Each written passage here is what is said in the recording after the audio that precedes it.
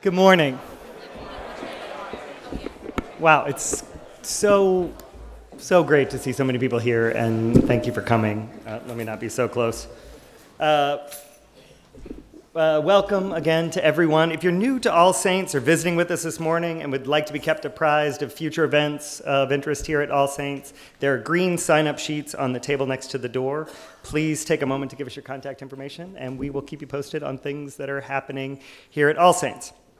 At the welcome table just outside of Riga's house, which is the building you're in, you can pick up a red welcome bag, which has information about All Saints and also helps us to recognize you as someone who's new to our community and come over and say hi and welcome, because it can be hard to find your way in this big place. So please, if you're new, pick up a red welcome bag on the way out. Every week we put our faith into action here at All Saints, and this week we're signing letters to our members of Congress in support of international maternal and child nutrition programs. We're asking that at least $230 million be included in the Department of State Foreign Operations Appropriations Bill's Global Health Account. Please stop by the action table by the door this morning to take part in this action. And also at the action table, you'll find voter registration forms and information in case you need to register to vote or change your registration.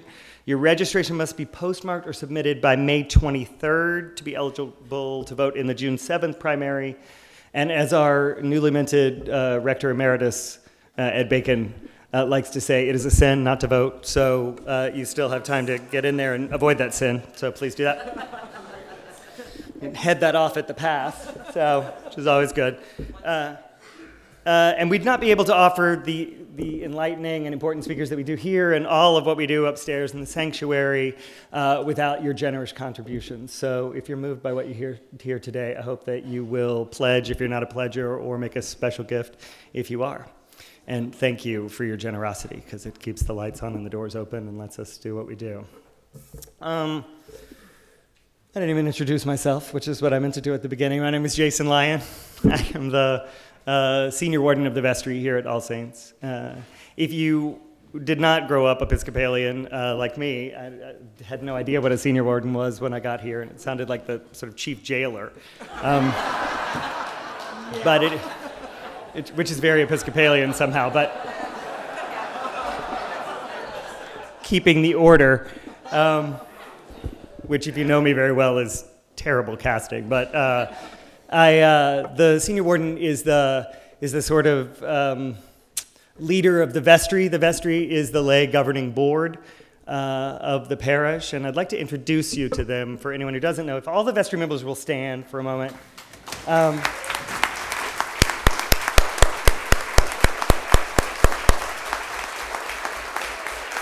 This is most, but not all, of the vestry, and these are the people who kind of help to guide our mission here. And then mixed in with the vestry here are some of the staff, and if you will also stand.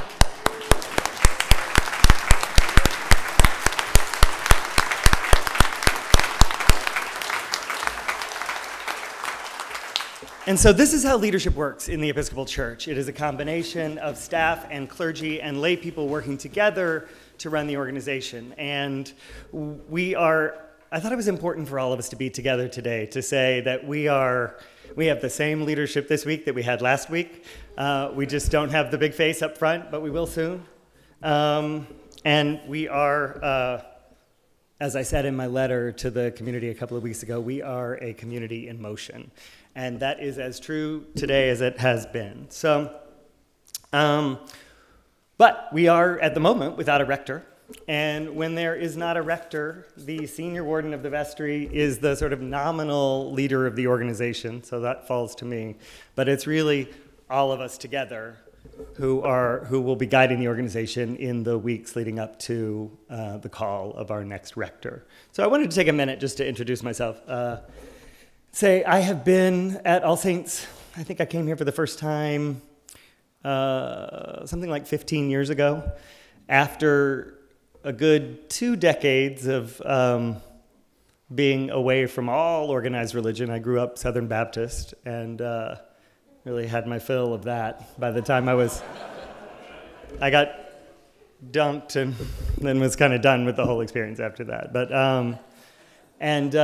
was happily away from religion, and then was having a conversation one day with my then partner and now husband, and discovered in the course of that conversation that while he was vaguely familiar with Christianity, he had somehow missed the piece of the cross story that is the resurrection, which is, having grown up in godless San Francisco, it explains it, but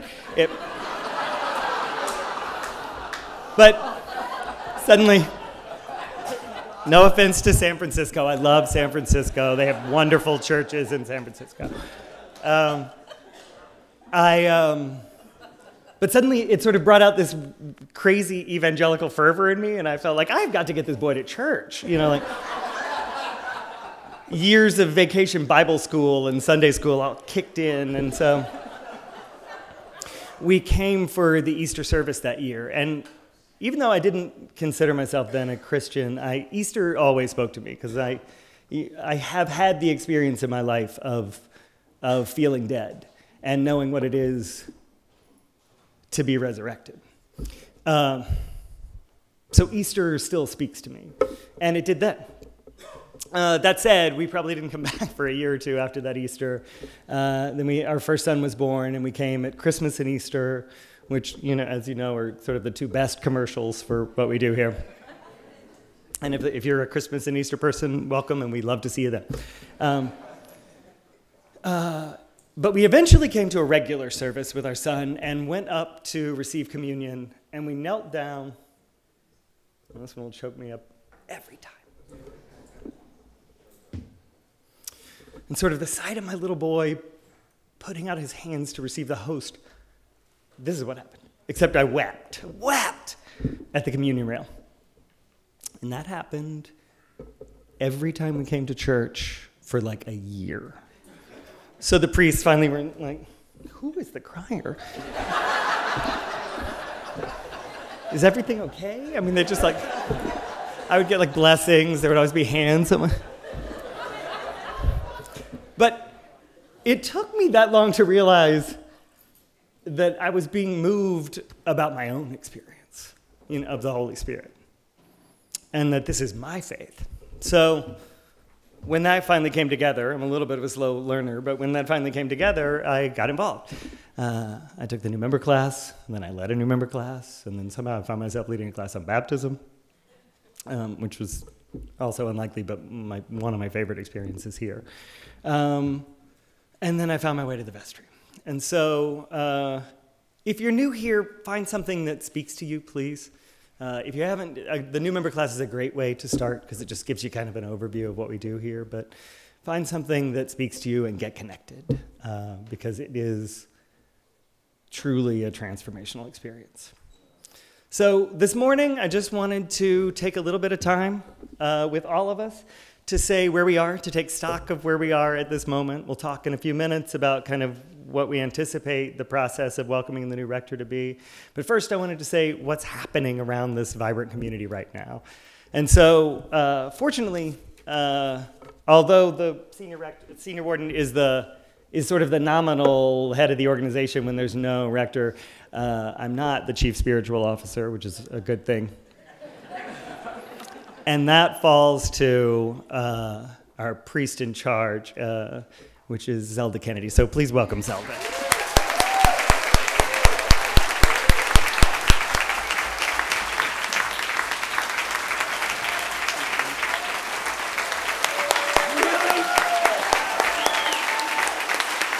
Okay.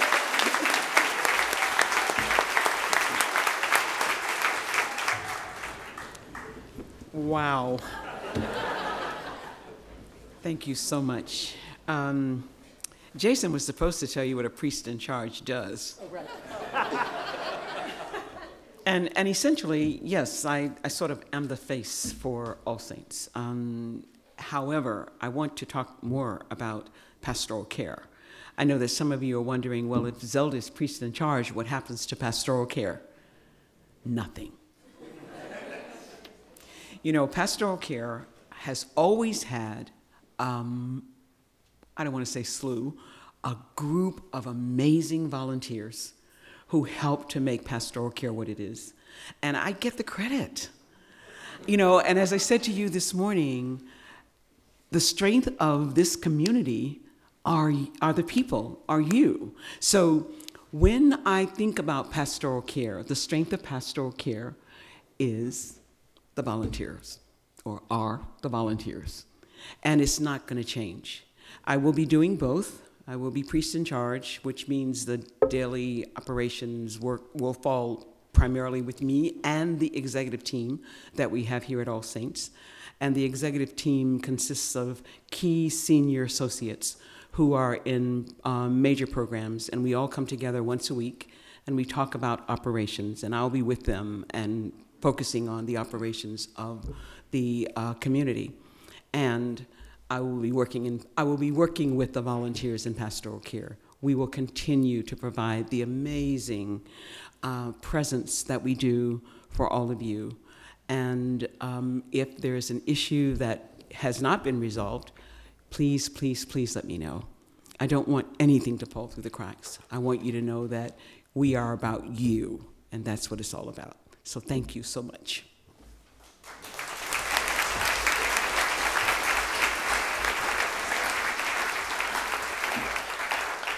Next, I wanted you to hear from our junior warden, who does pretty much everything I do. It's sitting beside me in every room, so please help me welcome Rick.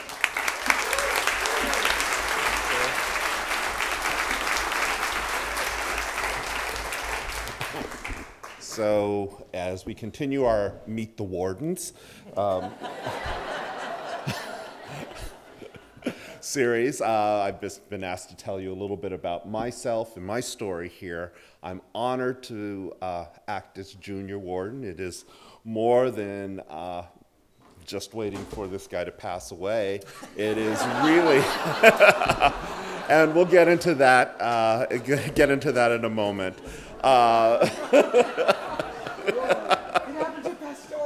Oh, yeah, well, that's important. Again, Rick Davis. I've been here since 1999. You know, every Sunday and all over this campus, you'll see our logo of sorts, which really calls out our mission and I beautifully synthesizes what brought me here. And those are the three concepts of community, spirituality, and peace and justice. In 1999, I was in the process of adopting 2 children. And I was looking for a spiritual home for them in a community, and I was new to this area. I have the great fortune of having brought 2 sons into my life at the ages of 4 and 10, and they're now 21 and 27. But yes, it happens.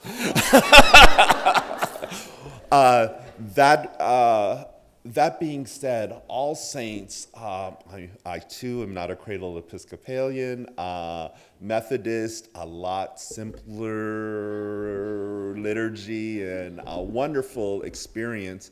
But this place, when I came to it, called to me immediately for, again, those 3 concepts: spirituality, community, and peace and justice. But like so many in a suburban church, and what brought maybe many of you here to first, the priority was my children and finding a place for them that reflected the values that I wanted instilled in them. And this place did it. And my children were involved in children's and youth choir. They did seekers, they did camp, they were acolytes, they were everything.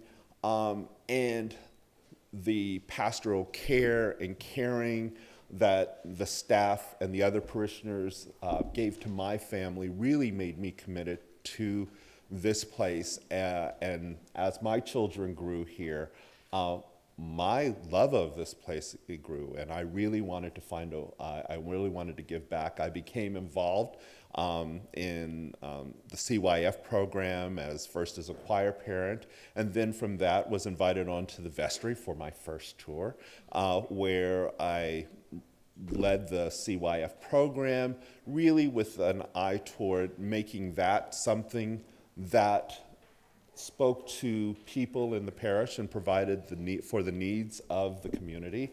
And that was my first tour, and I felt like so much was accomplished, and I really enjoyed it. And I enjoyed being in leadership here at All Saints.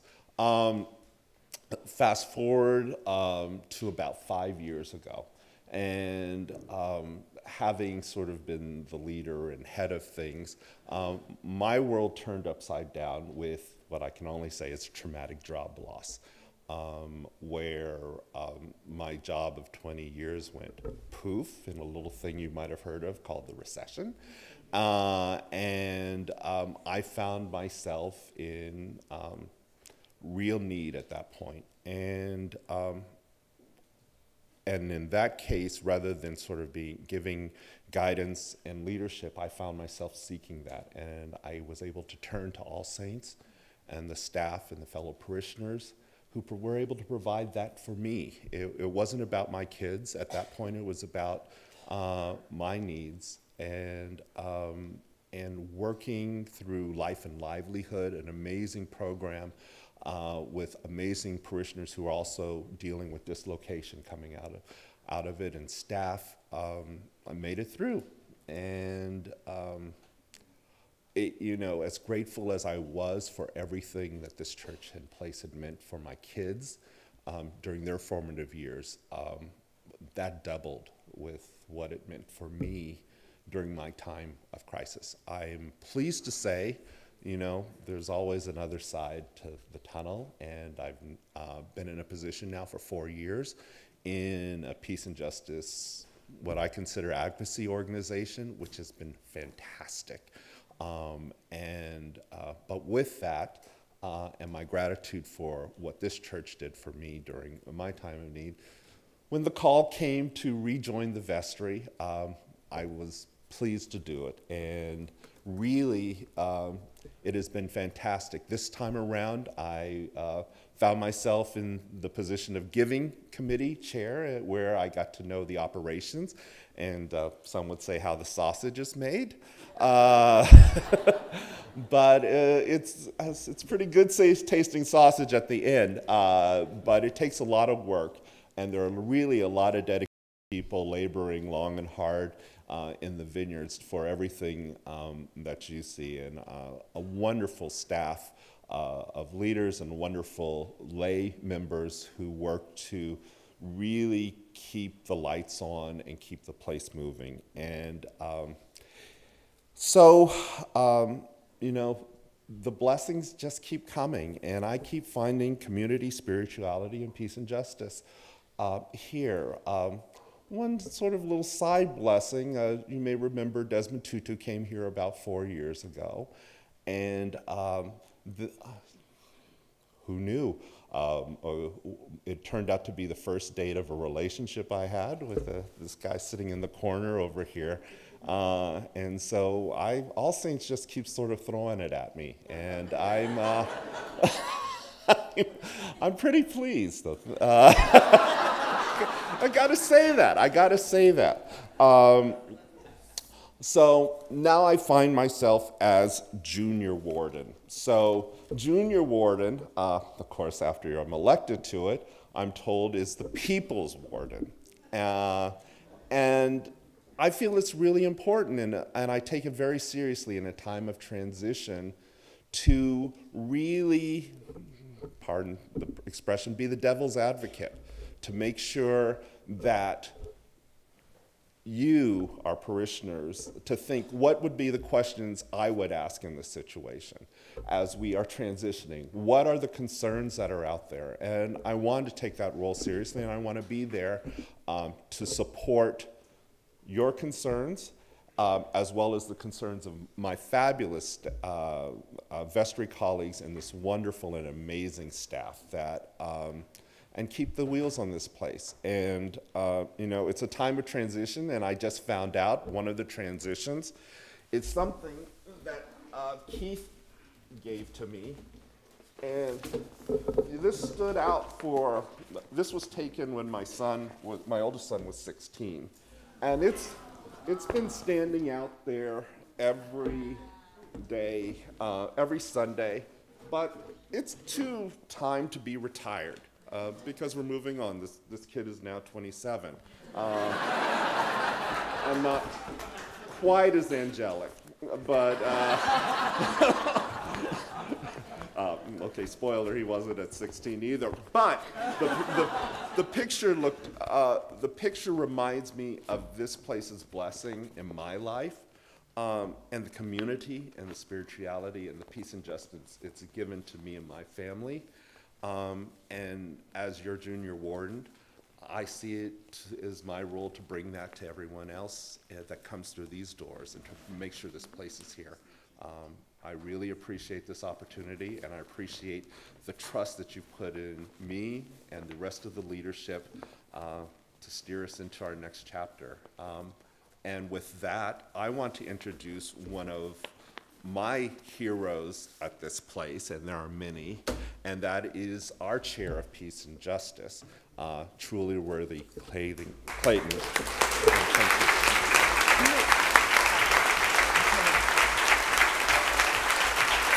Thank you, Mayor. Thank you.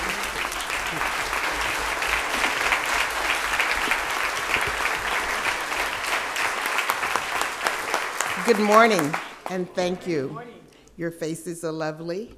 I present you with a cheery hello, both to those of you that I can see and those of you who are looking at me.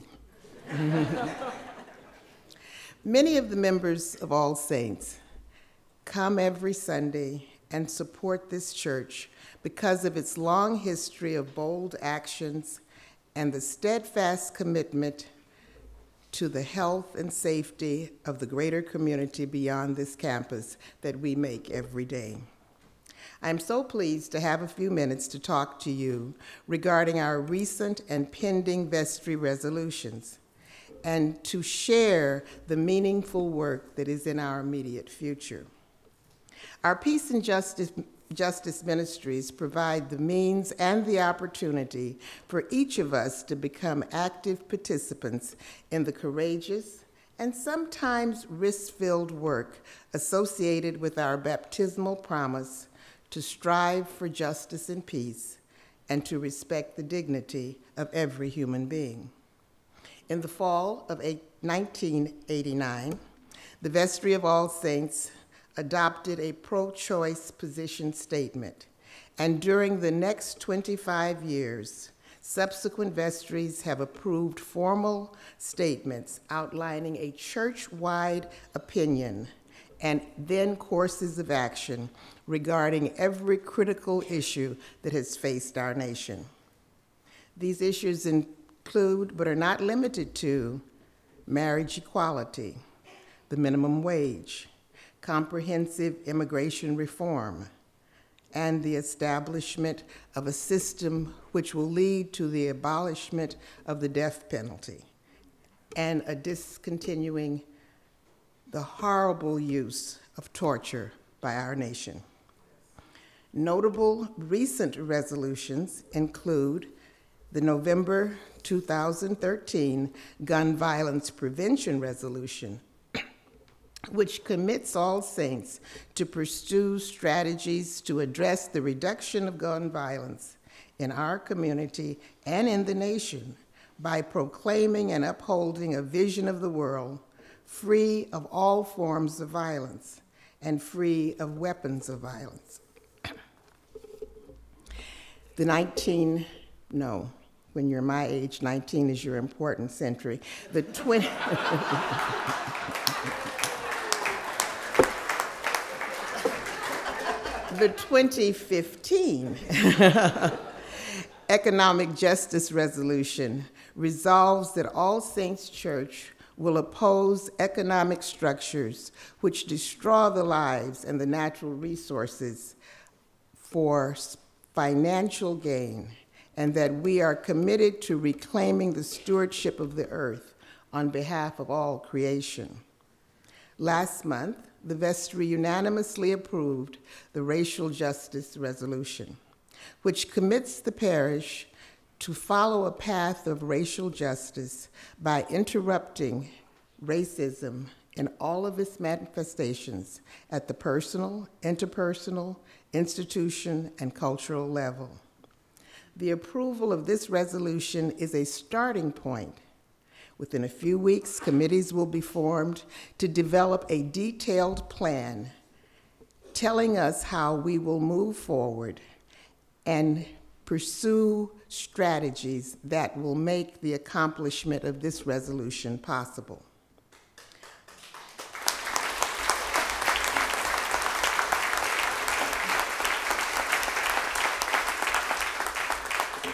On May 3rd, the vestry received the first draft of the climate crisis resolution, which, once adopted, will commit the parish to combating the causes and the consequences of climate change, those that we actually cause.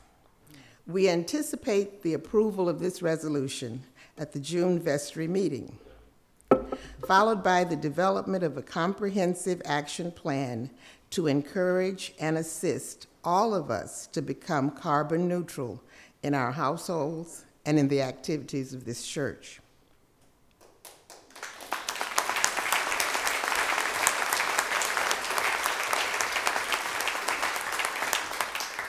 This is indeed an important period in the life of all saints. We are well positioned to make a difference in our community and beyond. It is our collective responsibility to turn our words into deeds and our faith into action. So my call to you today is to step up, move out, come into the next phase of your spiritual journey with strength, determination, and love. Act as if your survival depends on this next time in our lives, because actually it does.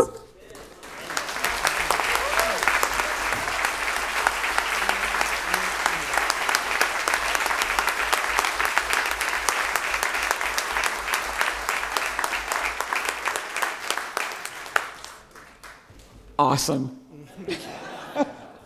So before we can continue, I mentioned to you that we have an executive team that works with me, and I want to introduce the executive team to you this morning. So will you please stand?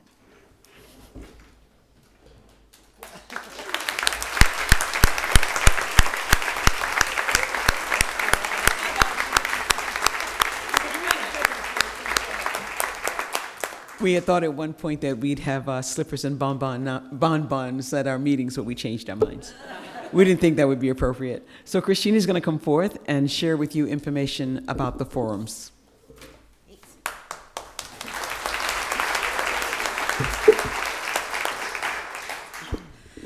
I think for many of us, the Rector's Forum is one of the most important ministries we practice here. If you come to the Rector's Forum every Sunday, you should be getting about 25 continuing education units, because you will find yourself educated on what goes on in the world, what goes on in the church, what goes on in the parish, what goes on in our private lives, our personal lives. So I want to assure you that we are continuing to book really exciting people for the forum, and want to just tease a few of those things, and also just say thank you to those of you who join us by streaming. We have a growing group of digital church out there who come to the forum every Sunday, and we're very glad you're with us. Next Sunday is Pentecost, and so we do not have a forum on Pentecost. We have a birthday party on the lawn for you to eat cake and listen to music and talk to one another and have a good time out there. But we resume back here on May 22nd in the Rector's Forum with Jenny Pizer. Rick Davis mentioned that he's working for a peace and justice organization. Well, he's working for one of the great peace and justice organizations, Lambda Legal.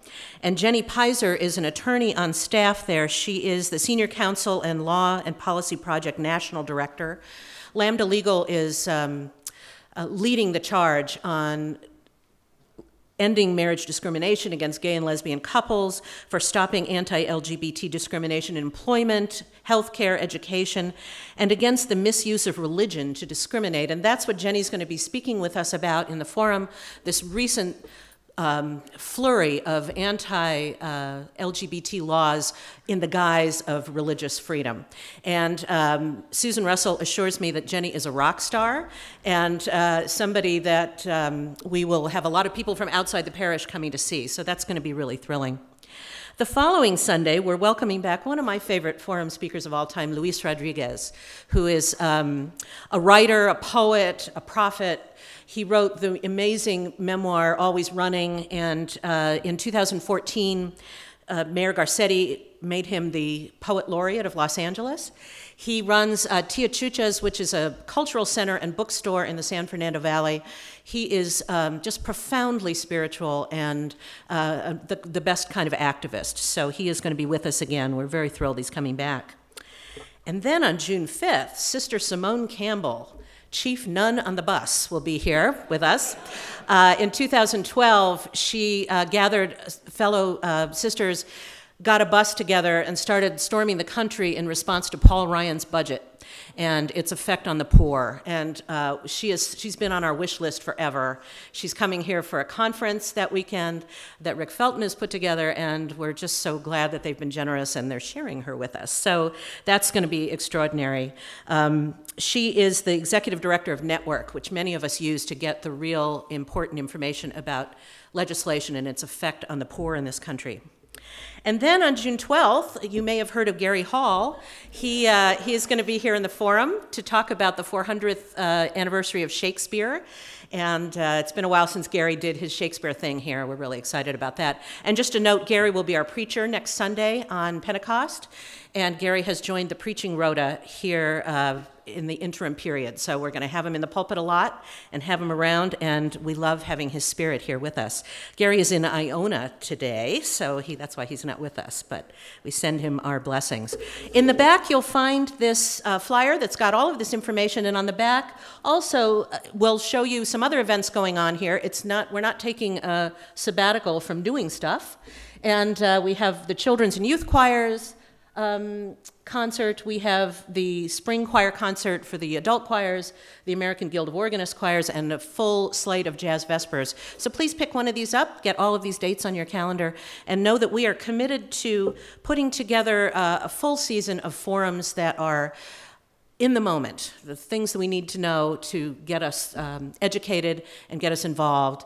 We're committed to being current and to being stimulating and to give you a good education. So we look forward to seeing you here 2 weeks from Sunday, or 2 weeks from today, and every Sunday moving forward. Thanks.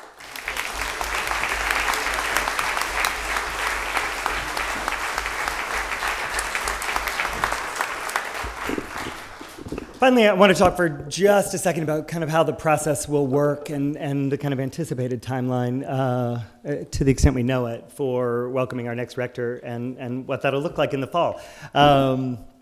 So for anyone who is new or hasn't been here, there is a search committee that has been working for the last 18 months and to find our next rector. That has been a nationwide search. There have been more than 100 possible candidates reviewed. The search committee has narrowed that list down to some finalists. I want to acknowledge the chairs of the search committee here, Bob Long and Gloria Pitzer.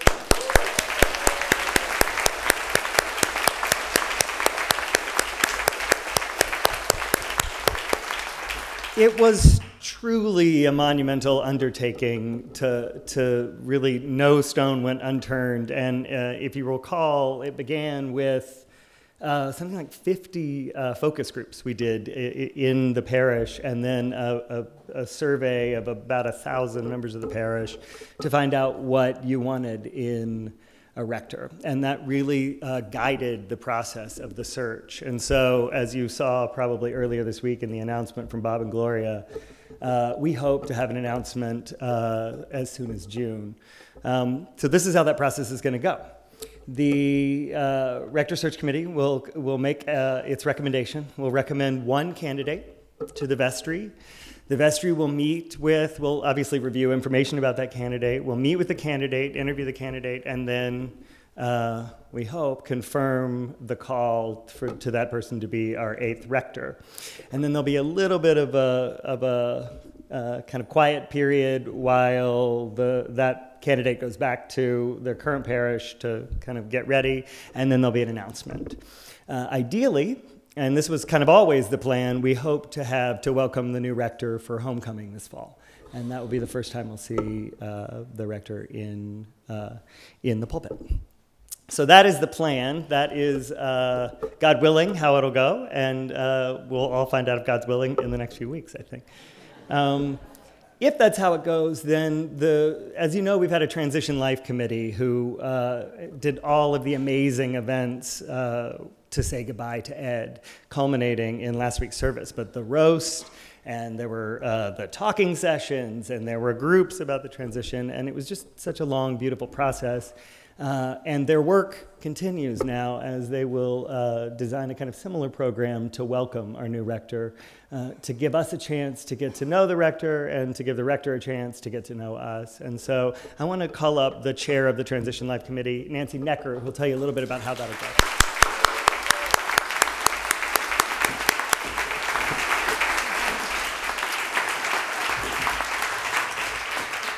It's great to be here. As Jason mentioned, I'm Nancy Necker, and I'm the chair of the Transition Life Committee, and as we like to call it, the TLC.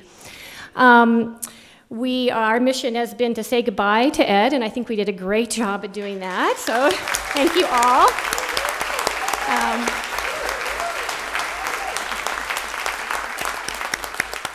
And we are now officially in the second phase of transition, and that is to gear up to welcome the new rector. And in good All Saints fashion, we formed another committee.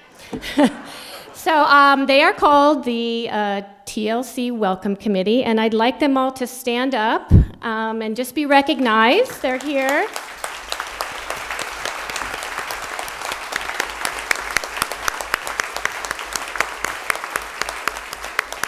Wendy Edwards and Matt Curson are co-chairing that committee.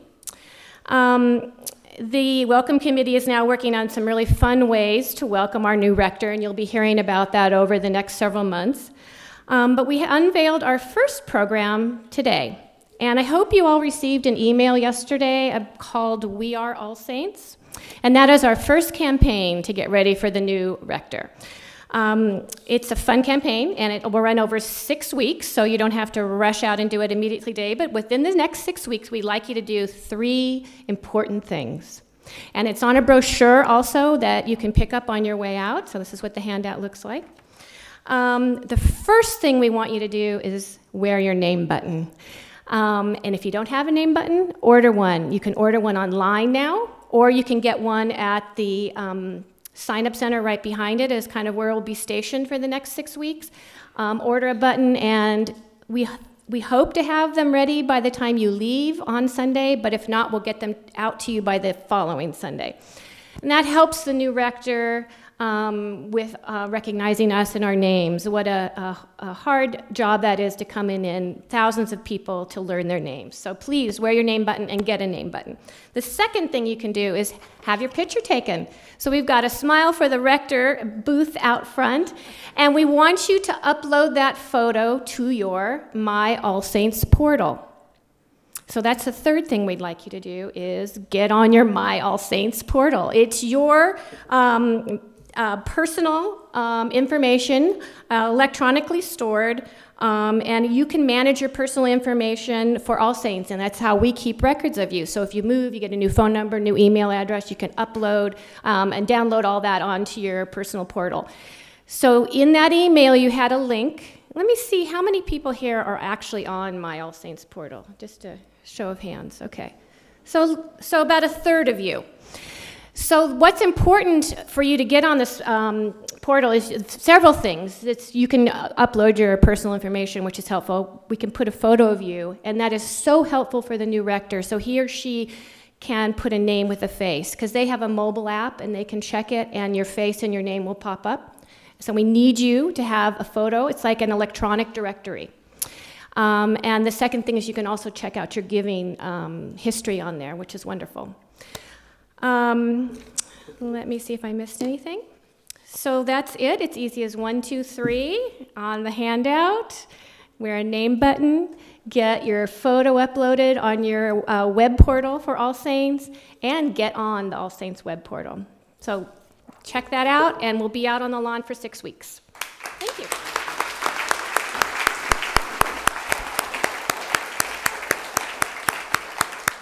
The name badges in particular, I think, are a part of Radical Welcome as well. For everyone who's new here, it's a way of helping people find their way. So please do get a name badge if you don't have one. We have just a few minutes, probably 6 minutes or so, for questions. If anybody has questions, comments, thoughts. Bob, there's a mic coming your way. In light of what Nancy said about the portal, I've been trying to get on it, and I'm going to find someone who's computer savvy, who's younger than me, that can teach me how to do that. And yes, and I forgot to mention that on May 22nd, we'll have a forum, or an adult ed space where we'll have rows of laptops and people to help you. So come, and we'll help you get on your portal, and we'll walk you through. And also, and I forgot to mention, on that link, Mel Soriano did a really terrific tutorial with steps and where to click on the web page, and it shows you exactly how to get on your My All Saints portal.